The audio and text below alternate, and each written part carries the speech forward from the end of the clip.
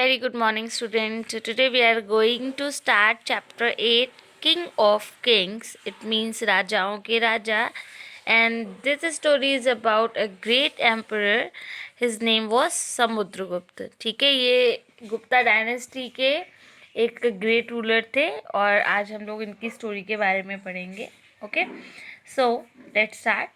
Long ago, ancient India was made up of many different kingdoms and princely states, all fighting against each other for power. अब क्या था, बहुत समय पहले जो हमारा एंशियंट इंडिया था, जो पुराना इंडिया था, उस ड्यूरेशन में जो इंडिया था वो बहुत सारे छोटे छोटे किंगडम्स, छोटे छोटे राज्यों और प्रिंसली स्टेट से मिलके बना था. प्रिंसली स्टेट क्या होते थे? छोटे छोटे से जो एक एरियाज होते थे जिसमें कोई भी उनका एक हेड होता था और वो रूल करता था. That are called princely states. ये क्या करते थे? ये सबके सब एक दूसरे से लड़ते रहते थे पावर के लिए. ठीक है, मतलब एक ज़्यादा पावर गेन करने के लिए, किसके पास ज़्यादा एरिया हो, किसके पास ज़्यादा पावर हो, इसके लिए ये एक दूसरे से लड़ते रहते थे. There was no unity in region. और वहाँ का जो एरिया था उसमें कोई भी एकता, कोई यूनिटी नहीं थी, सब आपस में ही लड़ते रहते थे. No strength to fight against outside invaders and no progress until a great king unified the region and brought almost every kingdom under his control. The king's name was Samudragupta and this is his story.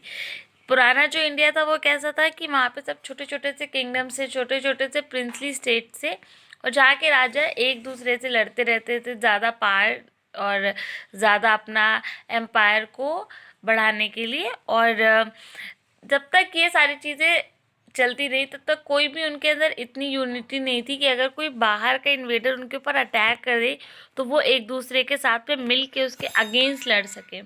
ठीक है, तो ये सारी चीज़ें तब तक चलती रही जब तक कि एक ग्रेट किंग नहीं आया जिसने उन सबको अपनी किंगडम, अपने रूल के अंदर मिली. और वो किंग कौन था? He was Samudragupta. और ये स्टोरी जो है ये समुद्रगुप्त की है. Around 320 AD. अब AD क्या होता है? AD एक इसको बोलते हैं एनो डोमिनी. ये जो टाइम होता है इसको हम काउंट करते हैं after the birth of Jesus Christ. ठीक है, तो around 320 AD there lived a king name Chandragupta. He was both wise and powerful. अब ये 320 AD के आसपास की बात है. अब एक राजा थे, उनका नाम था चंद्रगुप्त वन. ठीक है, वो कैसे थे? वाइज मतलब बुद्धिमान भी थे और पावरफुल भी थे. His eldest son name was named Kutch and his youngest son was named Samudragupta. अब उनके जो सबसे बड़े बेटे थे उनका नाम था कच्छ और जो सबसे छोटे बेटे थे उनका नाम था Samudragupta. At that time, it was accepted that the eldest son of the king would take over the throne after his father.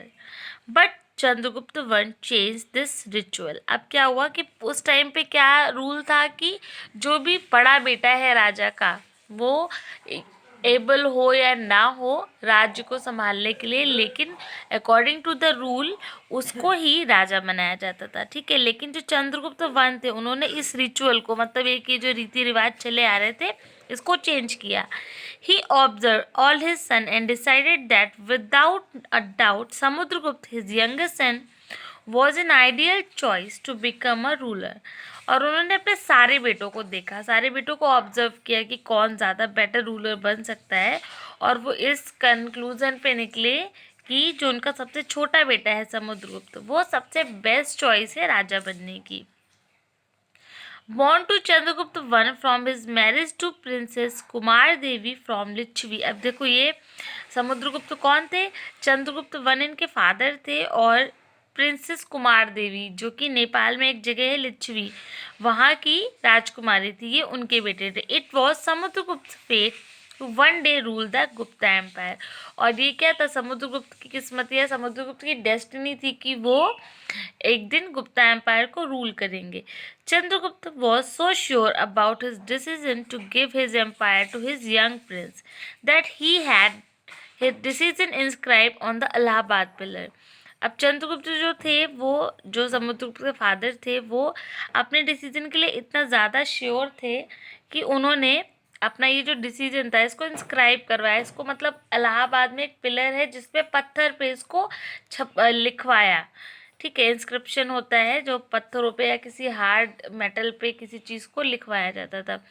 He also publicly announce his decision in court, और उन्होंने क्या किया, अपने डिसीजन को कोर्ट में भी publicly announce किया, सबको कोर्ट में पब्लिकली बताया कि उनका जो छोटा बेटा है समुद्रगुप्त उसको वो रूलर बनाएंगे अपने आगे का।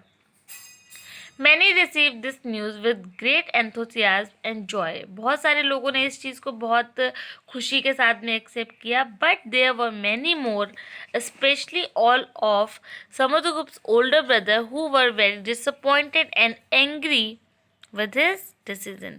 अब क्या हुआ कि बहुत सारे लोग ऐसे थे जो कि इस चीज़ से बहुत खुश थे, और बहुत सारे ऐसे लोग थे जो किंग के इस डिसीजन से बिल्कुल भी खुश नहीं थे। और वो लोग कौन थे जो खुश नहीं थे? वो थे समुद्रगुप्त के जितने भी बड़े भाई थे। कश the oldest had always believed that the throne belonged to him, and so when the king's decision was announced, Kaksh challenged Samudragupta to a battle, but he was swiftly defeated by his younger brother. अब जो सबसे बड़ा बेटा था चंद्रगुप्त का, कक्ष, उसको लगा कि नहीं, वो हमेशा से राजा बनने के लायक था, और जो थ्रोन था, जो कि सिंहासन है, वो किससे, हमेशा उसका ही है। लेकिन जब किंग का ये डिसीजन हुआ कि समुद्रगुप्त ही रूलर बनेगा, तो इस चीज़ से वो खुश नहीं था, और उसने क्या किया, अपने भाई को एक युद्ध के लिए, एक बैटल के लिए चैलेंज किया, और उसमें समुद्रगुप्त ने उसको हरा दिया। Samudragupta come to power in 335 AD as the fourth king of Gupta Empire and ruled for over 40 years. अब समुद्रगुप्त को राज सिंहासन कब मिला, वो पावर में कब आए? 335 AD में, ठीक है। एज अ फोर्थ किंग, चौथे किंग के रूप में वो पावर में आए, और उन्होंने कितने साल तक रूल किया? अराउंड 40 ईयर्स तक। His reign has been one of the most important period in ancient Indian history. अब जो उनका एक ड्यूरेशन था, जितने टाइम तक उन्होंने रूल किया, वो जो टाइम पीरियड है, that was an important time period of Indian history. उस टाइम को हम गोल्डन एज ऑफ इंडिया भी कहते हैं, क्योंकि उस टाइम पे हमारे इंडिया में लिटरेचर, इकोनॉमी और एजुकेशन, सारी चीज़ें बहुत अच्छे कंडीशन में थी, bringing about the golden age of India, thus proving without a doubt that his father's decision was justified. और उन्होंने क्या किया, इंडिया को इतने अच्छे कंडीशन में लेके आए अपने रूल के टाइम पे, इस वजह से ये चीज़ इस चीज़ को जस्टिफाई करती थी कि उनके जो फादर थे उनका डिसीजन बिल्कुल सही था। ही was a great king. When the young king took control of his empire, much of the region was still very turbulent. अब देखिए, जब ये राजा बने समुद्रगुप्त, तो उस टाइम पे भी बहुत सारे छोटे छोटे से किंगडम जो थे, वहाँ पे दंगे, लड़ाई झगड़े होते रहते थे। टर्ब्यूलेंट में तब अशांति फैली हुई थी। There were many little kingdom and clan within the neighbourhood who were determined to fight against each other and the empire. अब क्या हुआ, वहाँ पे छोटे छोटे से बहुत सारे किंगडम्स थे और क्लैंस, मतलब छोटे छोटे से घराने थे, जो आपस में क्या कर रहे थे, लड़ाई कर रहे थे, किसी आपस में भी लड़ रहे थे, और ये जो रूलर थे, राजा थे, इनके अगेंस्ट भी लड़ने की कोशिश कर रहे थे, ताकि ये ज़्यादा पावर गेन कर सकें। Because of this infighting and mistrust there was never enough time to progress और प्रॉस्पेरिटी इन दी रीजन। अब क्योंकि आपस में हमेशा लड़ते ही रहते थे, तो उनके पास कभी टाइम ही नहीं था कि वो अपने जो भी एरिया है, जो उनका किंगडम है, उसके बारे में कुछ अच्छा सोच सकें, उसकी प्रॉस्पेरिटी, उसके कुछ डेवलपमेंट के बारे में सोच सकें। Samudragupta decided that political unity under a single ruler was the only way ahead. तो समुद्रगुप्त को ये चीज़ लगी कि अब ये छोटे छोटे राजा आपस में लड़ते रहेंगे, तो इससे ज़्यादा बेटर है कि कोई एक रूलर हो जिसके कंट्रोल में ये सारे रहें, तभी ये सारी चीज़ें बंद हो सकती हैं। So he began his conquest of northern India. तब उसने क्या किया, कनकेस्ट मतलब होता है कि अटैक करके कब्जा करना। तो उसने क्या किया कि नदर इंडिया, मतलब जो नॉर्थ साइड का इंडिया था, उस साइड उसने उस साइड के जो एरियाज थे उनको यूनाइट करने के लिए वहाँ पे अटैक करना शुरू किया। Many battle were fought against rival kings and tribal chief with Samudragupta coming out victorious in each and every battle. अब वहाँ पे छोटे छोटे से जो राइवल किंग्स थे, मतलब जो उसके विरोधी राजा थे, उनके साथ में, और जो छोटे छोटे ट्राइब्स थे उनके चीफ के साथ में बहुत सारे बैटल्स हुए, और जिसमें समुद्रगुप्त जो था वो हर बैटल में जीत के आगे आया और उसने हर जो एरियाज थे उनको अपने कंट्रोल में किया.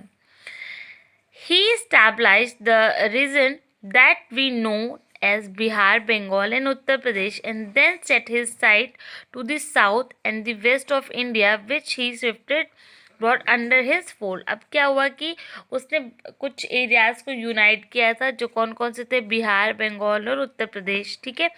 और इसमें उसके बाद उसने साउथ और वेस्ट की तरफ अपना रुख किया, साउथ और वेस्ट की तरफ उसने कन्क्वेस्ट किया, वहाँ के रूल्स जो रूलर्स थे उनको अपने कंट्रोल में लेके आया वो.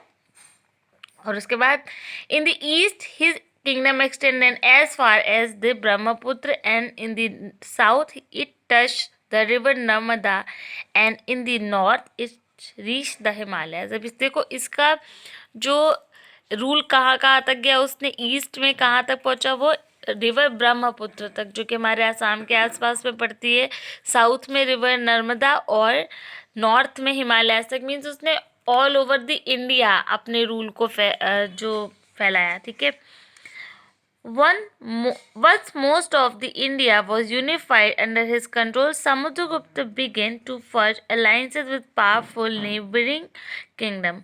अब जब उसने ज़्यादातर इंडिया के हिस्से को अपने कंट्रोल में कर लिया था, ज़्यादातर हिस्से को अपने रूल के अंदर कर लिया था, तब उसने क्या किया कि अलाइंसेस जो मतलब मिलाने शुरू किए. किन के साथ अलाइंस? जो छोटे छोटे से राज्य थे, जो पावरफुल किंगडम्स थे, अगल बगल के नेबरिंग किंगडम्स थे, उनके साथ में उसने रिलेशंस बनाने शुरू किए, उनके साथ में फ्रेंडशिप करनी शुरू करी, और जो है कुछ मैरिज जो होते हैं उसके थ्रू बहुत सारे अपने किंगडम्स को आपस में जोड़ा. His might and success in Kursk had a deep impact on the neighboring rule, who chose to win his favor by submitting to his rule and paying homage to him rather than fighting against him. अब देखिए बहुत सारे ऐसे भी rulers थे जिन्होंने क्या किया कि उसके अगेंस्ट लड़ने के बजाय उसके साथ में एक फ्रेंडली रिलेशन और एक सम्मान पूर्वक अपने राज्य को उसके अंडर में दे दिया. इस तरह से बहुत सारे रूलर थे जिन्होंने लड़ने के बजाय ये चीज़ प्रेफर करी कि हम क्या करते हैं, हम खुशी से इसके राज्य में मिल जाते हैं. While they continue to rule their own kingdom they paid tax to Samudragupta. अब ऐसे में क्या था कि वो अपने किंगडम के राजा तो थे, जिन लोगों ने होमेज पे किया या जिन लोगों ने समुद्रगुप्त को एक्सेप्ट कर लिया एज अ रूलर, तो उनको क्या करना होता था कि वो अपने रूल राजा जो हैं वो अपने किंगडम के हैं, लेकिन उनको समुद्रगुप्त को थोड़ा टैक्स पे करना पड़ता था. फॉलोड हिज डिक्रीज, उसके ऑर्डर को मानना पड़ता था, एंड अटेंड हिज कोर्ट, और उसके जो कोर्ट होता था उसको भी अटेंड करना होता था. Samudragupta had succeed in becoming the single sovereign Lord of the Indo Gangetic valley. और समुद्रगुप्त क्या क्या बन गया? समुद्रगुप्त एक इंडो जो हमारा गैंगेटिक वैली मतलब जो हमारे एक पूरा ओवरऑल इंडिया का एक सिंगल रूलर बन गया. तो Samudragupta was a great warrior, he was not a blood thirsty war Lord. लेकिन क्योंकि ये एक महान राजा था, लेकिन महान राजा और बहुत बड़ा राजा बनने के लिए ऐसा नहीं था कि वो उसने यहाँ पे ब्लड थर्स्टी वॉरलॉर्ड का मतलब है कि खून का प्यासा राजा, मतलब ऐसा राजा जो लड़ाई करके या फिर वॉर को लड़के ही उसने बहुत सारी अपनी किंगडम को इंक्रीज किया हो, ऐसा नहीं था. His battle were strategically plan to unify small and scattered kingdom under the single power. अब देखिए स्ट्रेटेजी बनाता था कि किस तरीके से एक प्लान तरीके से वो छोटे छोटे जो किंगडम थे, जो बिखरे हुए किंगडम थे, उनको यूनिफाई कर सके, उनको एक कंट्रोल के पावर के अंदर लेके आ सके. Usually whenever he would gain victory in a battle over small kingdom, he showed great mercy to the defeated kings, giving them back their power to govern their state on the condition that they bow to him and recognize him as their ruler. तो अब ये क्या करता था कि जैसे कोई भी किंगडम है जिस पे इसने डिफीट किया और वहाँ पे ये जीत गया, तो इसने क्या किया कि जो राजा थे उनको मर्सी शो करता था, उनके साथ खून खराबा करने की जगह पे उनको अपनी किंगडम पे रूल करने की पावर देता था, और उसके साथ में कुछ कंडीशंस रखता था कि कुछ टैक्स पे करना होगा उनको, या उसको उनके ऑर्डर मानने होंगे उन रूलर्स को, या उनको कोर्ट अटेंड करना होगा। इन कंडीशंस के साथ में वो उनको अपनी किंगडम को रूल करने देता था। As an individual Samudragupta was a genius with many different qualities. और ये तो इसकी एक क्वालिटी हो गई कि जो ये ब्रेव था और इसने इतने सारे काम किए, इतने सारे किंगडम को यूनिफाई किया, लेकिन इसके साथ में अगर इसकी पर्सनालिटी के बारे में, एक पर्सनल एज ए इंडिविजुअल इसके बारे में बात करते हैं तो ये क्या था, बहुत जीनियस था, जिसके अंदर बहुत सारी क्वालिटीज़ थी। He was a poet and a musician. वो क्या था, एक कवि था, एक म्यूजिशियन था, फिलोसोफर था और ग्रेट थिंकर था। Always surrounding himself with great mind and talent. और इसके आसपास हमेशा कैसे लोग रहते थे, बुद्धिमान लोग रहते थे और बहुत टैलेंटेड लोग रहते थे। As a ruler he was known to be very charitable and righteous, distributing wealth and justice in equal measure to all his subject. अब ये एज अ रूलर कैसा था, बहुत दयालु और बहुत मतलब अधिकार लोगों को देने वाला इस तरह का राजा था, जिसने क्या किया है कि सभी लोगों के बीच में धन और जो हमारा न्याय था उसको सही तरीके से डिस्ट्रीब्यूट किया। As a statesman Samudragupta was both powerful and diplomatic. एक राजा की तरह समुद्रगुप्त कैसा था, पावरफुल भी था और डिप्लोमेटिक भी था। डिप्लोमेटिक मीन्स कुशल राजनीतिक था। Forcing neighboring kingdom to bow to his will while also strengthening his alliances with neighbor as far south as Ceylon, present day Sri Lanka. ये हमारा सिलोन जो है ये श्रीलंका की एक जगह है, ठीक है। तो इसने क्या किया कि इतना बुद्धिमान राजा था कि इसने राजाओं को अपनी मर्जी से अपनी तरफ मिला लिया, ताकि एक बॉन्ड है वो स्ट्रॉन्ग बॉन्ड हो सके। और इसने क्या किया, इस तरह से अपनी जो अलायंसेस थी उसको मजबूत किया। Under the stability of this rule the Gupta empire flourished and come to be known as one of the greatest age of Indian history. और इस तरह की जो उसकी एक स्टेबल रूल थी, जो गुप्ता डायनेस्टी में समुद्रगुप्त ने जो एक यूनिफिकेशन किया, तो उसकी वजह से ये जो एक गुप्ता डायनेस्टी थी वो बहुत फली फूली, बहुत फ्लोरिश हुई, और इसीलिए इसको इंडिया की ग्रेटेस्ट एज में से काउंट किया जाता है और इसको golden era of Indian history भी कहा जाता है, ठीक है। तो आई होप आप लोगों को चैप्टर समझ में आ गया होगा। अब हम लोग इसकी एक्सरसाइज वगैरह करेंगे, वो आपको मैं व्हाट्सएप पे सेंड करूँगी। ओके, सो